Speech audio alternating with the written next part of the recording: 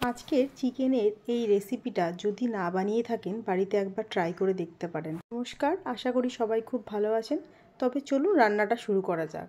প্রথমেই আমরা একটা মশলা রেডি করে নেব। তার জন্য নিয়ে নিয়েছি এলাচ, লবঙ্গ, দারচিনি, 7-8 কোয়া রসুন আর 2টো শুকনো লঙ্কা। এইগুলো একসাথে সব পেস্ট বানিয়ে নেব। আজকে রান্নাটা যেহেতু সর্ষের তেলে করব, আগেই সর্ষের তেল কড়াইতে দিয়ে গরম করে নিয়েছি। এবার দিয়ে দিচ্ছি ধুয়ে রাখা চিকেনটা। মাংসটা আমি আগে কোনোভাবেই কোনো ম্যারিনেশন করে রাখিনি। এখন তার মধ্যে দিয়ে দিচ্ছি খানিকটা নুন আর হলুদ দিয়ে ভালোভাবে ভেজে নেব।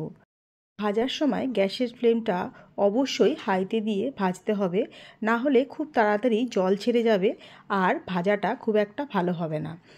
ভাজতে ভাজতে যখন চিকেনটা একটু লাল হয়ে আসবে তখন তার মধ্যে দিয়ে দেব বেটে রাখা মশলাটা।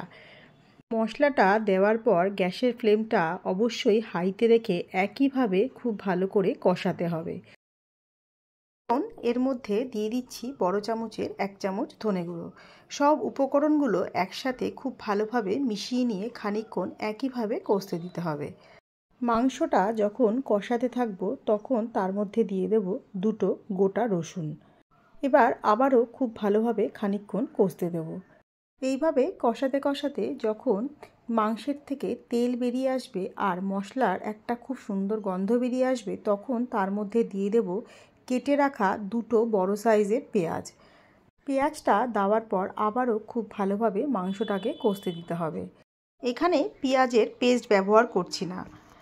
এই রান্নাটাতে পেঁয়াজের কুচিটাই সবথেকে বেশি ভালো লাগে খেতে।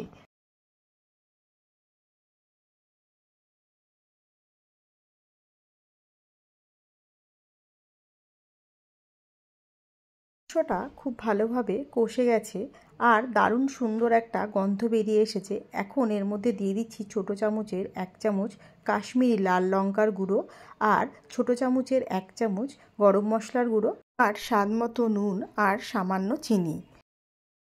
প্রথমে নুনটা দেওয়ার পর এখন একটু কম মনে হচ্ছিল, তাই জন্য দিয়ে দিলাম বেশ খানিকটা নুন।